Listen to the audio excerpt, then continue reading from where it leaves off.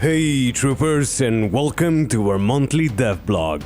May has been a month of major technical changes. We've discovered several fundamental problems in the game's architecture and literally took it apart bone by bone.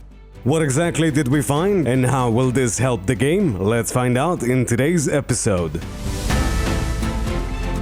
Many of you ask in the comments how and when you'll be able to play Entropos. In April, we conducted numerous closed tests with folks who supported us on Boosty and Patreon.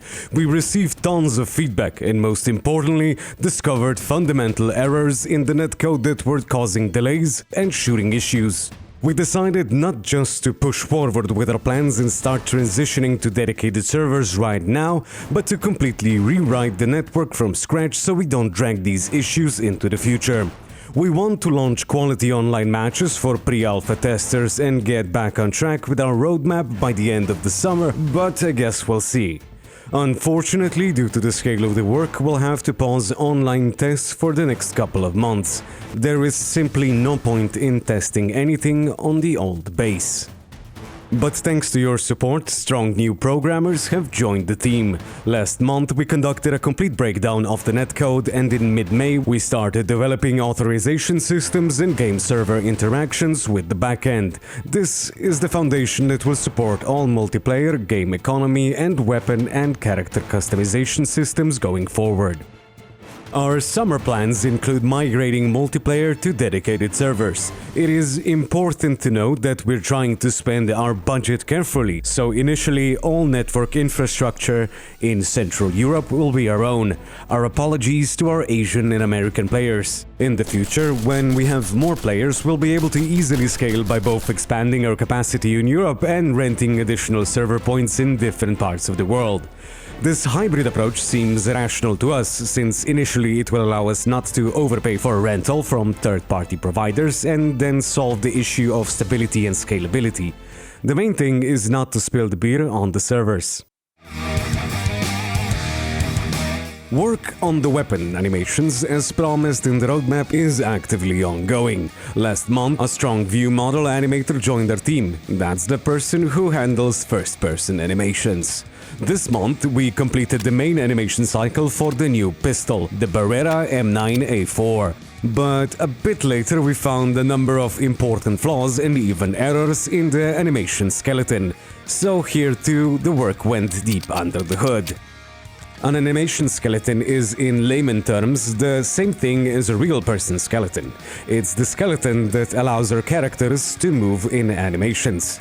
The first problem with our skeleton turned out to be the body proportions. The character's arms were shorter than real people's and the torso was slightly longer. Considering that such a T-Rex needs to work properly with weapons, this is an even more serious issue.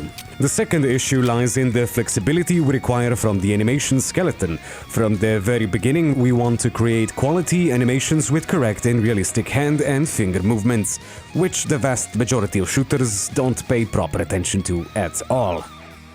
Regarding new and now correct body proportions, we decided to literally model a human skeleton. This isn't chasing realism for realism's sake, but with the solution we'll kill 2, maybe even 3 birds with one stone. First, anatomically correct bodies and characters' clothing will be created based on the anatomically correct skeleton model. Second, using the skeleton we can track that the limb bend points in the animation skeleton are correct and look natural in animation. Third, this model will be useful for future visual damage and dismemberment system, which is definitely in the plans. If you can break everything in the game's environment, you should be able to crush characters too. This will be an important part of the game for feeling the power of weapons, particularly grenade launchers, mines, vehicles, drones, and automatic shotguns. Maps are also in active development in their technical phase. At the beginning of May, we conducted close testings of a map with the working title Concrete Planned, and we're refining its geometry based on feedback from pre-alpha testers. Returning to the netcode issue, problems really jumped out during these tests, and it was precisely this test that pushed us to prioritize the netcode rework. Nevertheless, we managed to understand the main aspects of the map, the convenience and intuitiveness of the environment, and advantageous sightlines.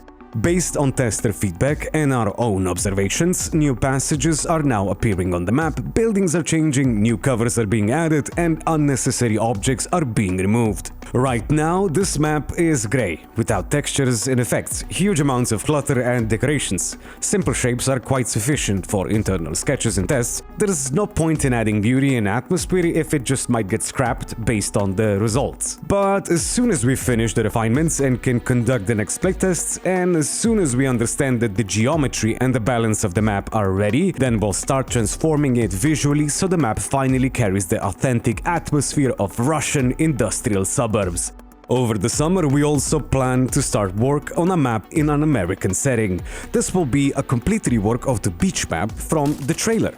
Beyond the geometry overhaul, there will also be some unique surprises that we're gonna keep secret for now. In closing, we want to say this: we won't hide it or say that everything is going easily and comes naturally. Many attempts and experiments are already behind us, but even more lie ahead. One of the most difficult tasks for an indie developer is assembling a strong and stable team, which is especially hard without a name and a loud game announcement. Now that Status Entropos, or formerly Entropia, is announced and you are helping us stay afloat, we finally have a full-fledged and strong team of 10 permanent people. Thanks to the announcement and social media, talented people we need are finding us, people we wouldn't have been able to find ourselves.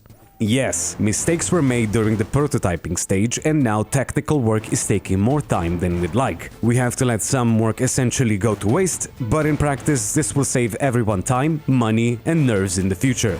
Our shared goal remains unchanged: to make a solid game, make it functional, optimize, and simply correct as it should be. You can see this month's budget on your screens. We thank you again for your support, and I can't emphasize this enough. Thank you so much. You are making this possible.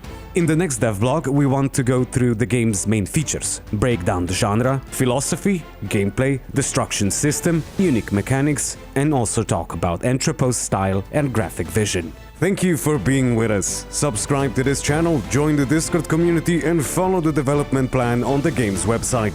See you in June, and until then, that's all, troops.